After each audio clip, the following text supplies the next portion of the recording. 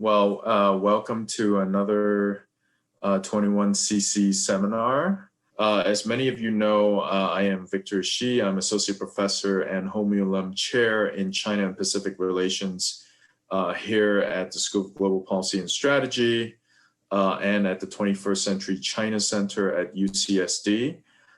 Thank you for joining our discussion today. The webinar is recorded and will be available on our website, china.ucsd.edu. Please use the Q&A function on the bottom of your screen to submit your questions, and I'm sure there'll be many questions today. I'll be reading the questions you submit to our speaker during the Q&A time at the end of the presentation. Today, we're very delighted to have Rick Carew, whom I've known for many years, going I think all the way back to when I was a graduate student. He's currently visiting lecturer of global commerce at the University of Virginia's McIntire School of Commerce. His courses are focused on the US-China tech relationship and understanding technology business models used in Silicon Valley and abroad. Professor Carew also advises investors and executives on Asia's financial markets and the US-China economic relations. Of course, many of you know Rick as a reporter who had been based in Hong Kong and China for a dozen years before returning to the US to Charlottesville. He served as reporter and senior editor for the Wall Street Journal and advised high-profile technology and financial companies in Asia. But I believe Rick started in the Far Eastern Economic Review, a much loved and missed publication here at UCSD. We sit around sort of being nostalgic about Far Eastern Economic Review sort of all the time. We have longtime fans like Barry, Timing, Susan, myself. We sit around, talk about old days sometimes, talk about fear. Anyway, we're very happy to have Rick here to sharp elbows in the US-China technology competition. I will hand things over to Rick now. Thanks, Victor. Well, first I wanted to start off by thanking Susan Shirk, who runs the UC San Diego 21st Century China Center, for building this community and creating a platform for academics and researchers like myself to share some of the work that we've done, including the work that I've done at the University of Virginia's McIntire School of Commerce over the past year and a half. The 21st Century China Center has just been rapidly expanding. I've been watching it. I've been incredibly impressed at how it's really carved out a role for itself at the heart of the interaction of academics and policymakers wrestling with the future of the US-China relationship. And especially like to thank Victor, my friend and the host for the event. He's just had a huge impact on how China scholars, including myself, understand the way that Chinese politics interacts with the Chinese financial system. And he's a great ambassador for the center in the US and in China. I got to know Victor, as he mentioned, during my time as a reporter for the Journal, based in both Beijing and Hong Kong. And he was really one of the few thinkers who really broke out of the mold of classifying Chinese financial policymakers as either reformers or conservatives in favor of a more sophisticated understanding of Chinese financial politics based on interest groups and patronage systems. So thank you, Victor, for having me. I really appreciate you hosting, and really excited to be able to share some of my research with you all. The topic that I sort of chose today is something I've been kicking around and reporting on for years and trying to analyze, but really trying to understand the way that China's tech industry competes and kind of how it's different or similar to the US technology system. And I'm going to start off with a few of my thoughts about the framework for thinking about that, and hopefully try to make a little bit of the effort towards what Victor's done for the Chinese financial system and understanding it. But I want to help people understand competition in China's tech world and the role that Chinese policymakers are playing in shaping its future development, particularly around some of the hot topics recently related to some of the antitrust crackdowns and regulations happening in China. You know, I'm a reporter by nature, and I love a good conversation. So I'm hoping that we'll be able to get through some of the presentation relatively quickly and move on to your questions. So please think of some tough questions. I know Victor's going to have a few for me. So with that, I'll get started. So I think the first thing I wanted to kind of bring up is, you know, we have to really think of some models for, you know, understanding China's position in the global internet ecosystem, and how China innovates is crucial in examining the competition among China's internet companies, whether we're talking about big tech companies like a Tencent or an Alibaba, or whether we're talking about small startups and you know, new companies being launched that are at the heart of innovation. And then that'll help us understand how the US and China are different and how they're the same. One of my favorite thinkers on this topic that I really highly recommend to everybody to read, it's a very short book, but a lot packed into it, is Peter Thiel's book, 0 to 1, which I think provides a really good framework for understanding how competition works, particularly within the technology sector. And so one of the key concepts that Peter Thiel brings up that I think is relevant to our discussion today is how Silicon Valley has traditionally played the role as an incubator of many technology companies that are creating innovations that bring us from 0 to 1. So when we go from 0 to 1, we're talking about going from a blank slate, a new idea, a new business model, and deploying small amounts of capital to bring those ideas to market. So going from nothing to a new idea or a new business model. Taking this model to China, one of the things we have to understand about the way that Chinese tech industry has evolved and innovated is it really began with importing a lot of the business models and innovations that had started in the US and in Silicon Valley. And so venture capitalists and entrepreneurs within China have benefited from studying so many of the Silicon Valley business models as they first emerged, and replicated or adapted those models to fit China's market. And this is a huge advantage if you think about it as an investor, because you're basically looking at history to figure out what the future is going to look like for your market. And you know, because so many US tech companies are limited in their ability to access the Chinese market, it's created a great opportunity for investors and entrepreneurs to deploy their capital and energy into already proven business models. So this is what in the Thiel 0 to 1 framework, he describes as the 1 to infinity innovation, which is basically taking an idea and expanding it and growing it. And I would argue that China is the ultimate market for this type of expansion for 3 primary reasons. One is that China, as I think we all know, in terms of, you know, all types of businesses involved in China, you have a huge market with a large number of consumers that are basically globally at a middle income level, and you have a single national government that you can interact with. So that's the first reason why China is a great market to take an idea and grow it. The second is China has a uniform non-English language. So Putonghua or Mandarin, widely spoken and used throughout China.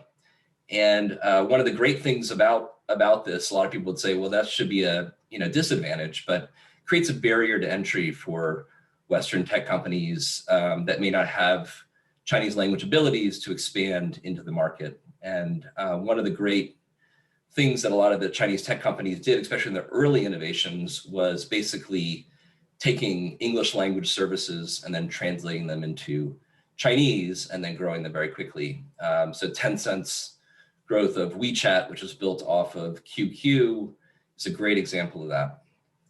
And then the third reason is China has a market of digital first consumers. So China, I think, definitely beyond any similar income level country in the world, is primarily a digital first economy. So many more people, because of the urban nature of the economy, because of some of the historical factors and the rapid growth of cell phone usage in China, consumers look to digital first solutions to their demands. So you put all these three factors together: a huge market, non-English speakers, and digital first consumers, and you create a great market for innovation and technology. And in the kind of language of Silicon Valley, we call this a total addressable market. And that creates a huge opportunity for both investors and executives. At the same time, I also argue this creates a great environment for competition. And consumers benefit greatly because as these innovations get rolled out across the country, one of the big ways that you can win this huge market is by creating discounts and providing incentives for consumers to try new products.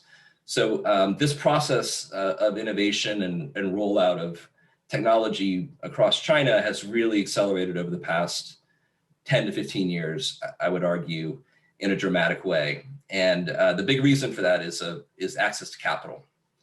And so for any startup to succeed, I look at it and say, you've got to have four components. One, you have to have an idea. Second, you have to have a business model. Third, you have to have funding. And fourth, you have to have traffic or a user base. And in my analysis and my sort of framework, there was a surge of funding that really started in China around 2010 after the US financial crisis and kind of the emergence of a lot of the sharing economy or on-demand economy ventures in the US. You think, for example, Airbnb or Uber are the type of companies that emerged in the US. And I think there was a dramatic acceleration of access to funding for Chinese tech companies after 2014, which is when Alibaba launched its US IPO and raised $25 billion. This proved to many investors that China was a market that could be very successful for them, encouraged a lot of venture capital firms to expand rapidly into China, and also for Chinese investors and regulators to really turn their attention to how they could attract more of this capital for their own markets. So as this kind of market opened up, I'd like to maybe give an example here to show kind of how this venture capital influx of funding really helped to spur a rise in competition throughout the Chinese tech sector. So one of my favorite companies to study, and one that I spent a lot of time as a reporter covering out of Hong Kong, I actually joked for a while. The company is Didi Chuxing, or Didi Kuaidi, which is the top Chinese ride-hailing firm, and kind of Uber competitor in China. I joked at one point they were so newsworthy while I was at the Wall Street Journal in Hong Kong that I should have changed my title from the Asia M&A reporter to the Asia taxi reporter. There was so much action happening there. But so let's go through how this kind of plays out in this framework. So Uber launched in San Francisco in March of 2009. So shortly after the financial crisis, that business model was becoming successful in the US. It was studied in China by a couple entrepreneurs, and actually more than a couple entrepreneurs, I would say probably hundreds of entrepreneurs who looked to create a Chinese ride-hailing company to compete or replicate the Uber model. And the two that eventually kind of became lead players were Didi and Kuaidi, which were two companies competed. They were both launched in 2012. The founder of Didi, by the way, Cheng Wei, was a former Alibaba executive who had kind of gone out on his own and launched a venture. You'll see this over and over again in the Chinese tech space, former Alibaba and Tencent executives who go out on their own later, kind of forming the next generation of tech startups. So in 2012 is when Didi and Kuaidi both launched. Many others proliferated throughout China, but they were kind of the two leaders. 2013, 2014, Uber made a really aggressive push into China, trying to expand. And one of these cases where everybody said, "Oh my gosh, they're growing so rapidly. What are we going to do?" And so Didi and Kuaidi were both able to raise money, and you'll see this later on in the discussion. But Didi raised money from Tencent, Kuaidi raised money from Alibaba, and you see this kind of model play out over and over again, where there are hundreds of competitors in small sectors, small verticals of the China tech stack, and one player gets backed by Tencent, one player gets backed by Alibaba, and lo and behold, those are the two competitors that really manage to thrive in those particular verticals. So they threw out tons of cash. I remember at some point, I'm sure some of you might remember this. I think Victor probably remembers this. There was a period where you could, take a really nice car, a BMW, around Beijing for less than $1 every trip, because it was just so much money was being thrown into these ventures to grow their user base. And that's really how they competed, is growing their user base and capturing that total addressable market that I mentioned earlier. Now, as that escalated, obviously the money going in there is all coming from venture capitalists, and they go, at some point, we'd like to not keep burning all of this cash. And so in 2015, Didi and Kuaidi merged to take on Uber at a $6 billion valuation. By the way, I'll note, we're going to talk a little bit more about antitrust later, but at the time of that merger, there was a lot of concern about whether that would pass antitrust scrutiny. You might even remember at the time they announced they were going to have co-CEOs, and I think they, among others, alluded to having, continuing to have operations that would be somewhat separate. This, combination was very successful. After all this competition, they decided to merge and reduce competition, and they were able to outcompete Uber in the market. And then in 2016, Uber sold its China business to Didi, which created a company worth $36 billion. So we can see that a six-fold increase in the value was due to their merging and then them becoming a single competitor. Now, obviously, consumers did not benefit in the same way from that, because all of those incentivized payments and discounts that were going to consumers dried up after that. And that creates value for the business enterprise on its own. And as of today, in 2021, Didi is, from public reports, discussing going public at a potentially $100 billion valuation. So you can just see how that competition process creates a great benefit for consumers, and then over time allowed the merged entity of Didi and Kuaidi to become a champion in a particular vertical within China's tech space. I'll note that also at the same time when that happened, there were a number of other startups that did the similar, including a few you might know. One, Meituan, merged with its chief rival Dianping in 2015. And then also there was a company called 58.com, which was a Craigslist type competitor that merged with Ganji. So you have this model where you have two competitors that are both funded by Alibaba and Tencent. They end up merging together and creating one entity that becomes a much more profitable, and you could argue less competitive entity. So let's take a step back and kind of think about how these two platforms emerged. We have this, I mentioned the Tencent and Alibaba role in Didi and Kuaidi. So let's think about maybe why that works and why that took place. So you have Tencent and Alibaba, which are both what I would call first generation Chinese tech companies. Tencent, by the way, today is worth $720 billion. Alibaba is worth 572. Tencent is, was the early mover in communications. They, created QQ, and then which later moved into WeChat, and they basically created what you call a super app that allows you to communicate, but also to access a lot of other mini apps within the WeChat platform.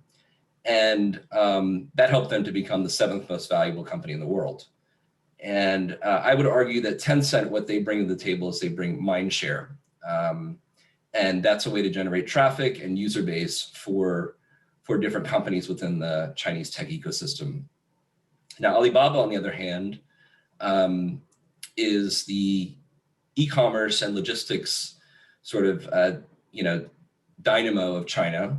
And whereas Tencent, I argue, is the mind share, Alibaba became the 9th most valuable company in the world because it has the wallet share. So when people think about spending or buying things, Alibaba with its Tmall and Taobao platforms is the way to go. And obviously, both companies have done great by extending their business model into finance and with the WePay and with the Alipay platforms that extend from those. So you have one company that delivers mind share and one company that delivers wallet share for tech startups. And so we can think about this as kind of the top tier of the Chinese tech ecosystem, which provides both a source of funding and traffic for the rest of the ecosystem of smaller startups. And so what you can do is, you're one of these companies, let's say you're a ride-hailing company and you're starting up and you're looking for capital. Obviously, Tencent and Alibaba are great partners that you want to cultivate because they can give you access to their platforms and their user bases.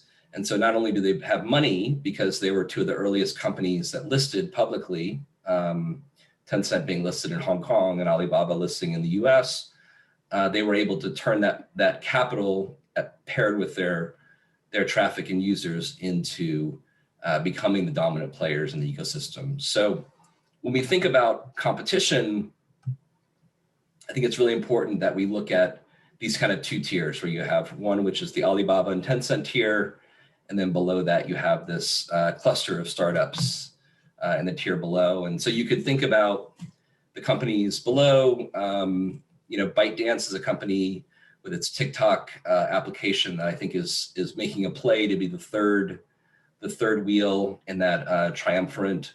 By the way, that role used to be taken by Baidu, which was the search leader in China and also played a very similar role, but they've sort of fallen behind the two bigger competitors, and now I would put them in the second tier.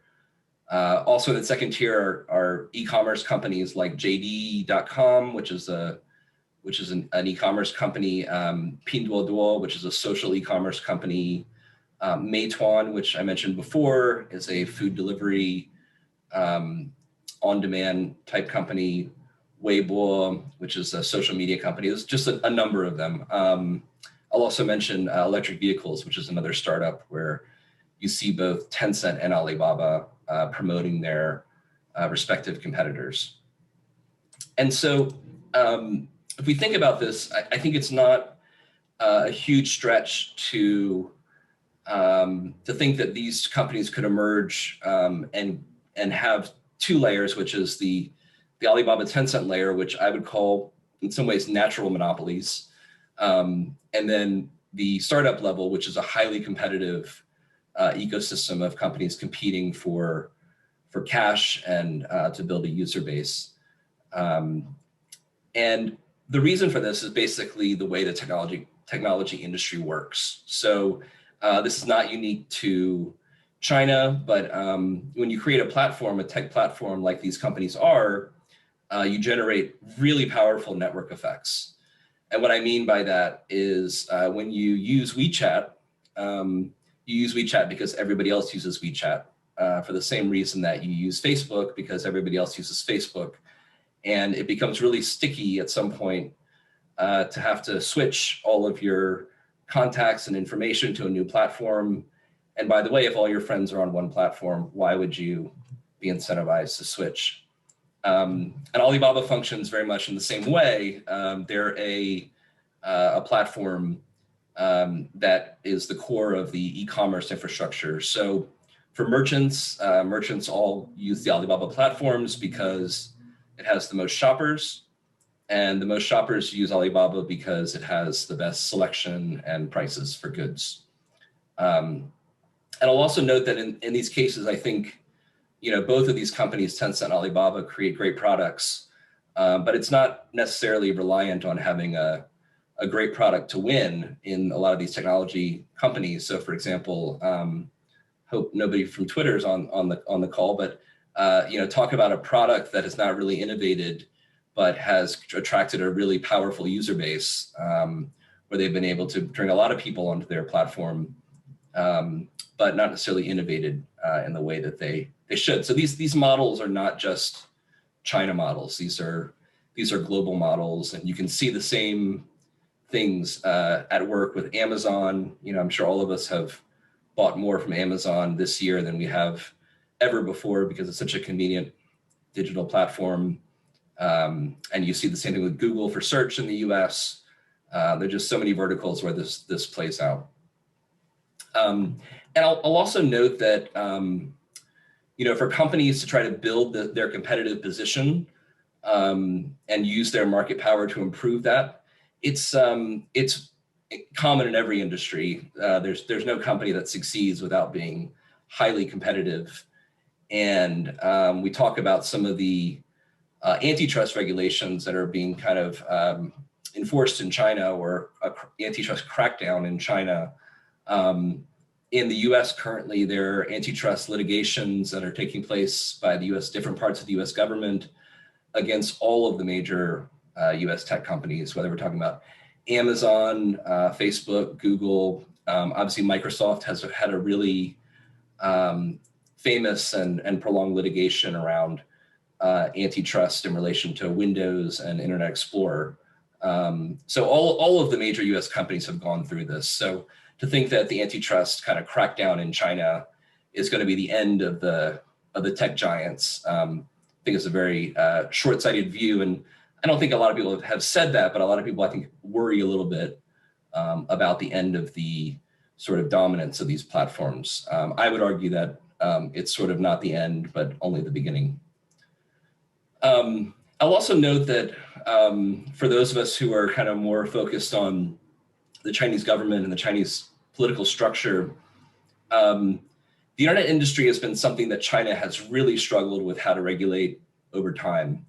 The Chinese, regulators have really not figured out a good way to deal with this. China's never had a strong internet regulator.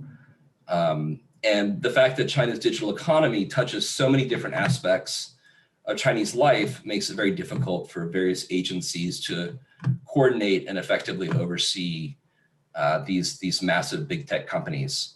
One organization that tried it for a particular part of time to really, really become the dominant regulator of the space was the Chinese Cyberspace Administration, which some of you might remember had a very colorful figure heading it named Liu Wei, who made a big push to make China kind of a peer of the US, and he would invite all the heads of all the different US tech companies to China for these kind of pageants that he would call the World Internet Conference. And he also made a big push to say that China had sovereignty over its cyberspace, which is something that I think a concept that still lives on today. But he was removed in 2016, kind of putting that organization into somewhat of a disarray, sentenced to 14 years in prison for bribery in 2018, and was criticized for using public tools and assets to promote his own personal interest and personal fame, which in today's China, promoting your own personal fame is the closest thing you can get to a signal the end is over. So today, as we look at it, there are a number of competing agencies that have oversight over different parts of these tech companies, but none is really the dominant in that. And one of the interesting things that I kind of like to observe here for the way that Chinese regulators like to deal with things on a national level is you see over and over in different industries that China's regulators actually do not want to promote competition. In so many industries, especially really important strategic industries, China's government prefers a structure where there's a handful of players, typically 3 to 4 major companies. And you can imagine from a regulator's standpoint how that would be very attractive, right? You want to grasp the big and let go of the small in kind of the language of Chinese bureaucrats. And that gives you the ability to, when you want to roll out a major policy, you just have to pull a few people into a room together. If you want to do something in the US in terms of tech policy, you got to call in 15 different tech companies to make kind of an announcement from the government. But if you're in China, you go to Alibaba and Tencent, maybe today you go to ByteDance as well. You can really have a great amount of influence over what happens in the Chinese internet. So for regulators, there's a certain attraction to having a few big players in the economy. And as I mentioned, we see this in other sectors like the big 4 state banks in China, the big 3 telecom companies in China.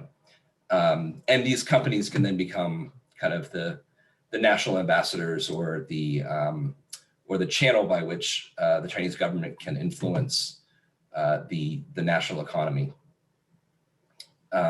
So the argument there being that there is an incentive for the Chinese government to promote monopoly powers within the country and a handful of major influential players. So that brings us to antitrust regulation, and I'm going to try to be a little bit quick here to get to your questions. So please do think of some questions for me. But very high profile, obviously in November, Ant Group, which is the financial arm of Alibaba, or a financial affiliate of Alibaba, was planning to do an IPO in Shanghai and Hong Kong, would have raised close to $35 billion, creating a valuation for the company at over $300 billion. And just on the eve of that IPO going off was when Jack Ma went to a event in Shanghai and made a speech about the way the Chinese government was regulating the fintech world. And kind of the big takeaway, I think, for most people around that speech was he basically used Xi Jinping's language and sort of channeled it, and he used that to chastise the Chinese financial regulators and accused them of regulating fintech the way they had regulated state banks for so many years. And he used the analogy of, would you want to regulate airlines the same way that you regulate train stations? And obviously this created a lot of embarrassment among some of the senior Chinese financial officials, including many who were in the audience, the central bank and the banking and regulatory commissions, and also, using the words of Xi to promote your own agenda is something that I think is a pretty big no-no in today's Chinese political environment. He speaks for himself, and anybody who wants to use his words to promote their own personal agenda, I think, puts themselves at risk. And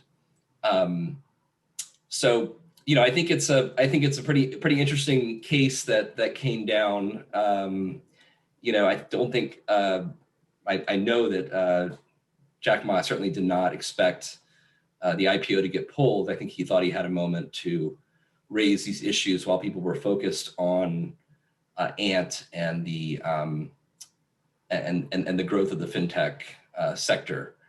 In fact, I would say that it's very, very interesting to think about the fact that actually the nature of this speech was actually criticizing anti-competitive practices within the banking sector. You know, there's a lot of regulation and control of the banking sector that regulators have put into place over time. And basically he was saying, let us into this market. Let's be more competitive. Let's compete.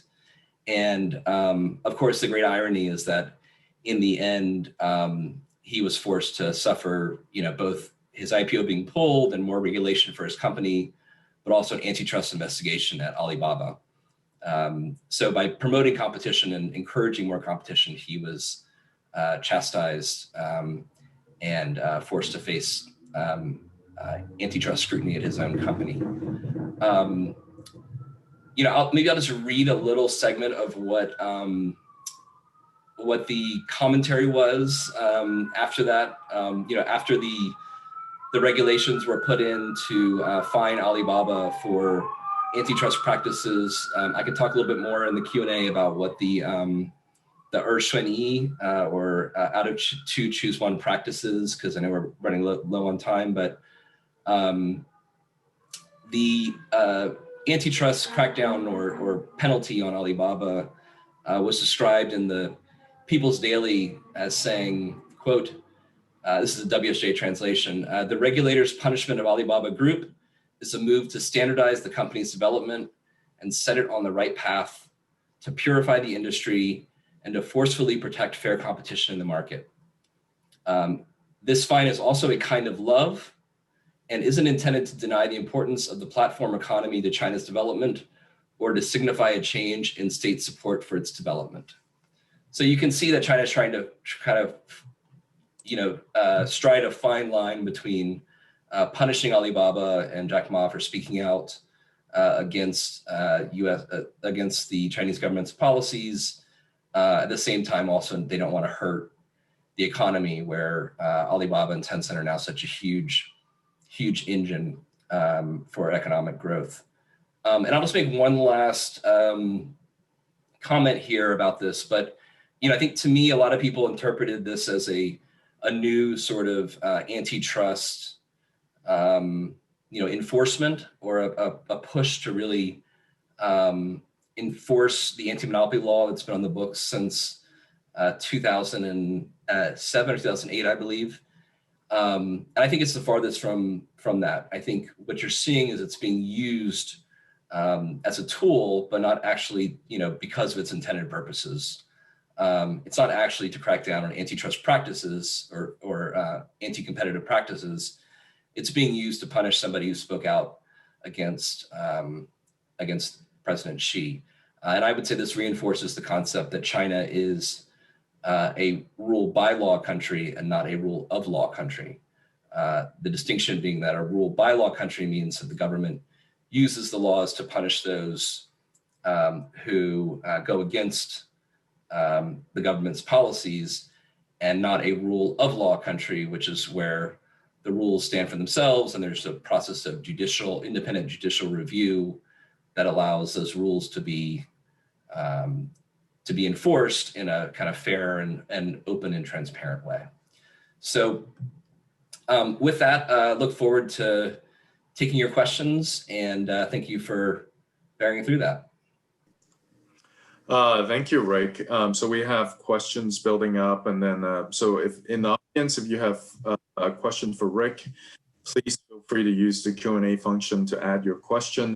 I will kick off with a question of my own, tying it to some of the latest news on China's demographics, which, you know, as you know, is flat at best, maybe shrinking, and certainly the youthful population in China is shrinking very rapidly in recent years. Does that change the sort of future direction of Chinese tech relative to the past 10, 15 years, when the trajectory had been just sort of up and up and up, lots of optimism, or do you think the demographics is not as important as it would be for maybe other countries? Yeah, it's a great question.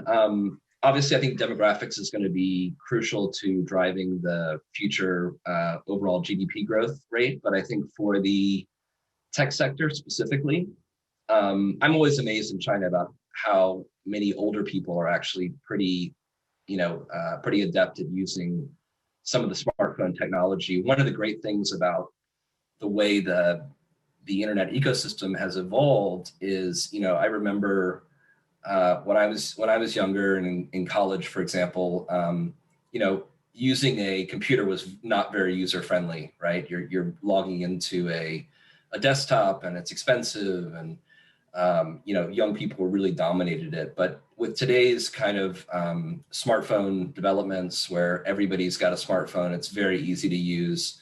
I don't really see an aging population as a big challenge. I think the biggest challenge in my view for the growth of the Chinese tech sector long term is for China's income levels to continue to rise.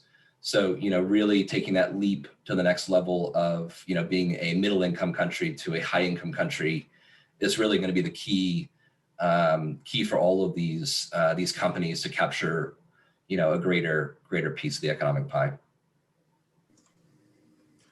Right. Well, so I mean, just a quick follow-up, which is that there are these developing countries with a large population, Indonesia, India, and Asia, parts of Latin America, parts of Africa. But the US tech companies are also very much want to have a sizable presence. And then on top of that, there's, like in India, there's some local companies also. How do you see the competitiveness of Chinese tech companies relative to their US and Indian counterparts? Yeah, it's a great question. I think that Chinese companies have a lot of the advantages that they've had for expanding at home turn rapidly into disadvantages for them to expand abroad.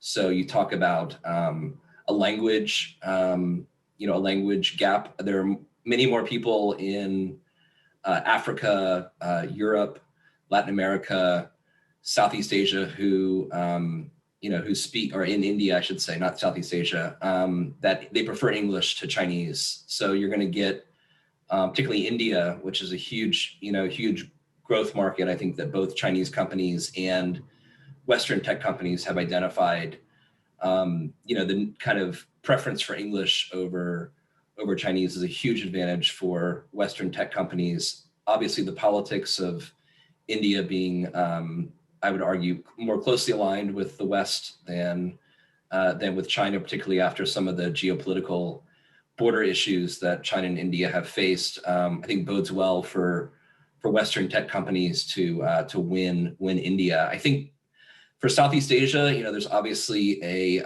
very powerful overseas Chinese business community there. A lot of the founders for some of the startups across Southeast Asia are ethnically Chinese. There's a huge amount of business interest there that I think will help promote some of the Chinese interests. So I think they have an advantage in Southeast Asia, markets like Indonesia, Malaysia, Singapore. But I think the rest of the world is going to be much harder sledding for Chinese tech companies to grow. So I think they're going to be limited in that. There's a certain limit to what they can do abroad based on where things are today. Great. So we go to audience questions. So the first one is, what is the role of foreign investors in this competition between the major Chinese tech camps like Tencent, Alibaba, and ByteDance? Yeah, it's a great question. Each of them have particular history with different foreign investors. Obviously, I think most people probably know the story of SoftBank and their alignment with Alibaba. SoftBank has been a huge backer of Alibaba and what Ali's wanted to do. At the same time, it's been SoftBank's greatest investment, and I think they would have not be what they are today without Alibaba by any stretch. So there's a certain lineup there. One of the interesting things, talking a little bit about this which is out of two choose one strategy, you see different foreign investors who've aligned themselves with each of the camps. So there are some backers like I believe like DST Global and others who've lined themselves up with the Tencent camp and who are kind of working with them. There's an investment conglomerate out of South Africa, which is one of the largest investors, maybe the largest investor in Tencent. But Alibaba is probably the one that has probably the most international foreign interest. Obviously, Tencent being listed in Hong Kong, there's a lot of Hong Kong investors that have been a part of it from its very early days. But I would say most international investors tend to be aligned with Alibaba and what they've done globally. And by the way, foreign investors have made a ton of money, particularly off the Alibaba post IPO. Silver Lake was a huge investor there, in the last round before they did the IPO. And so, while you may say that a lot of the Western tech companies have been disappointed by not being able to grow their business in China, there are a huge number of global investors like Silver Lake and Tiger Global that have benefited dramatically from the growth of the Chinese internet. Yeah, just quick anecdote. I was in the Tiger Global office the day that Alibaba went IPO. They were playing indoor basketball. Just even Julian himself, this 80-year-old guy throwing basketballs inside their office into basketball hoops. Anyway, you mentioned earlier in your talk that U.S. tech companies have difficulty to access the Chinese market. At the same time, Chinese companies are now facing questioning when entering the U.S. market. Where do you see this going? Obviously, also with question on TikTok, this question is especially pertinent in the case of TikTok. Yeah, it's a great question. Reciprocity in international affairs is, I think, still very central. It is just very, very difficult for one country to open its market to companies from a foreign market that does not allow their companies to grow. And I'll say that with also a caveat, which is that it is very difficult for a lot of U.S. companies to grow and expand in China, but there are some notable exceptions. For example, Apple has been hugely successful in China and continues to be a major profit center and production center for them. And a lot of companies like Uber, even though you can say they didn't really succeed in growing their own business in China, they made many billion dollars by trading their stake in Uber China for a stake in the national champion Didi. So there's a lot of ways that U.S. companies can benefit from the Chinese market still, but I do think that the point about things being difficult for TikTok and other Chinese companies to expand the U.S. Is definitely true, and I think it's going to be. I think everyone was somewhat surprised by the rapid growth of TikTok and ByteDance into the U.S. And there's a lot of questions up in the air. The product seems to still be very popular, but obviously the Trump administration's ban on TikTok was lifted, or their threatened ban, I should say, and that investment deal was unwound. But I do think in the long term it's going to be difficult for political reasons, but also for just natural business reasons, which is that the U.S. market is incredibly competitive. There are a lot of very innovative companies. There's a lot of capital available, and if I'm a Chinese company or one of these Chinese tech leaders, do I want to really try to go after the lion in its own den, or do I want to go and hunt the gazelles out on the out in the plains where the lions might not be looking, i.e. places like Southeast Asia and Africa. Right, right. Yeah, no, I think we keep kind of talking about this internationalizing theme will be very, very important. So we have a question that's kind of related to this. What has been the most important factor that lies behind the success story of China's tech giants? A better localization of the global model or protectionist policies of the Chinese state or some other factor? And I will tag on a follow-up question, which is, will these factors continue to help Chinese tech companies as they expand beyond China's borders?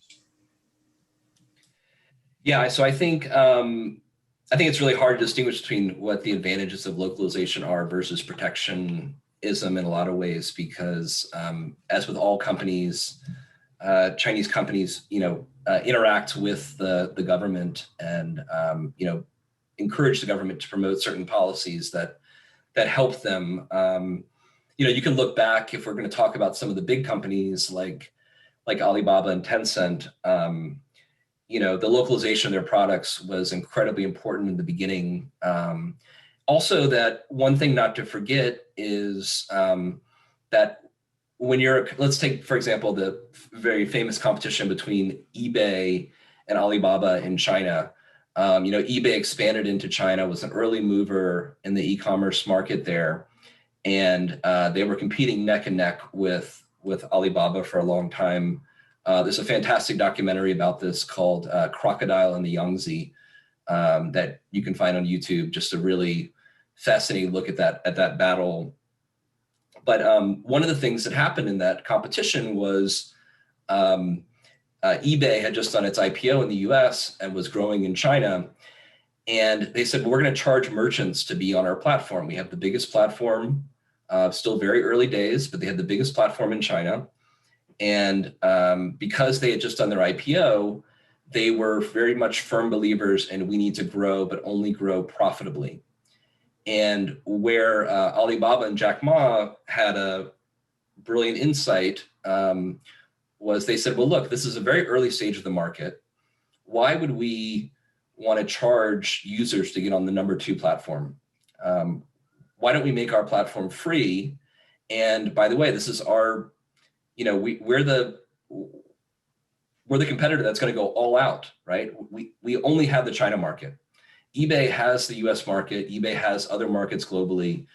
They may think they want a profitable China market, but our only market is China. And so we're going to do everything we can to win this market. And if we don't win the market, then we're over, we lose. But eBay can always pull out. And I think that also played out in the Uber example with Didi. This was A, B, C, D in their priorities. For Uber, China was a high priority, but it was not the only priority. Their business would exist without it. So, in some cases, competition comes down to, who's more willing to rip out the steering wheel when the two cars are heading straight onto each other. And that's where I think the very competitive nature of China's internet companies really came from, was as they competed with these foreign companies that had maybe better technology, maybe more sophisticated products, but they were willing to outcompete because this was, the market they had to win in order to survive. So there's a question that I need to ask you, and it's related to one of our questions about Jack Ma and Alibaba. What has been the role of these princeling investors? Of course, the latest of which is Liu He's son, which the FT just reported on as being a very active tech investor. Are they kind of passive investors just going along for the ride? Or have you seen cases where they're a bit more active and really playing a role in the growth and perhaps even the downfall of some of these companies? Yeah, I'm not really privy to what the some of those discussions might be. There's some speculation that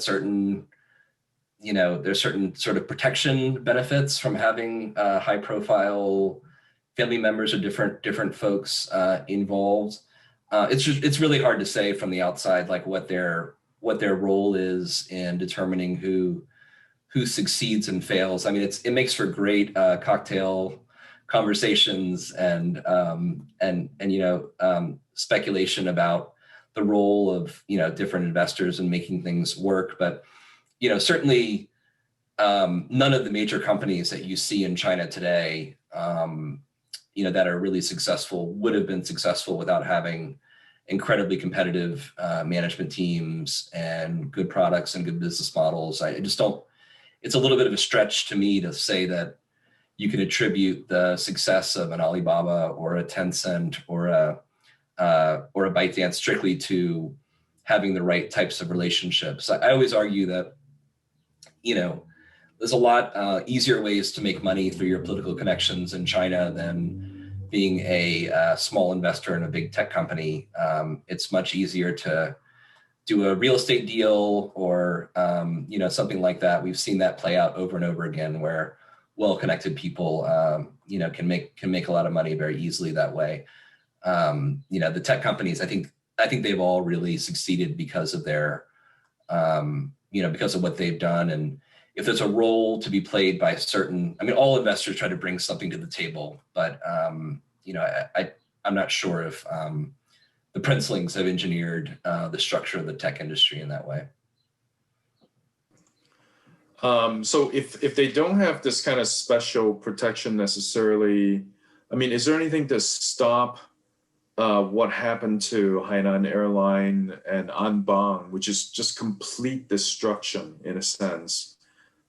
Anything to stop that from happening to some of these, currently major tech companies in China, like Tencent and Alibaba and Baidu and so on and so forth? Yeah, and I'll just go back to that, the statement I read about what the, People's Daily had to say after punishing Alibaba, that the antitrust fine is not intended to deny the importance of the platform economy to China's development or to signify a change in state support for its development. If you think about how that compares to, H&A or Anbang. Anbang and H&A were never central to the Chinese economy. They were always marginal players. And in fact, most of what they did was internationally, right? Because they were not, they didn't have the infrastructure and hadn't put in the hard work in order to actually build, a major, domestic business. And I think what we're going to see right now, because we're really making that transition between the first generation leadership and second generation leadership of Chinese tech companies, is that, these companies are not, at this point, are no longer founder dependent. They're so big and so reach every part of the economy, to every, basically every Chinese user's phone and their wallet and everything else, that the companies are well beyond what the influence of a single individual can be, which I think is part of the reason why, we're starting to see some of the first generation leaders step down. And I think that's a good transition for these companies long term, is they're going to start to, become even more institutionalized, the same way that a lot of the Silicon Valley companies like Google and Apple have already made that transition. So I just see them very differently than the gray rhinos of, Anbang and H&A, which were really funding mechanisms to be able to, translate cheap funding into investment opportunities abroad in a very different way than, the really powerful business models of Tencent and Alibaba. Yeah, no, I think that's a really good point, which is that, even if some of the founders don't toe the line, they can be punished without kind of destroying, these or harming these companies in a very substantial way. We haven't seen a major case of that yet, but we'll see. Anyway, thank you very much for joining us today. Unfortunately, we're out of time. This is a very fascinating topic, and I'm sure our audience and I speak personally, have benefited enormously from the talk. So thank you for joining us again. Again, the talk today will be on our website, china.ucsd.edu, in a couple of days. Please join us on our next talk, which will be Thursday, May 27th, for a presentation by Alex Wong of UCLA on whether the US-China climate collaboration is possible or fruitful in the current era of mistrust. Again, Rick, thank you for joining us, and looking forward to have you join us in other events in the future, hopefully. Great. Thank you, Victor. Look forward to being in San Diego with you soon.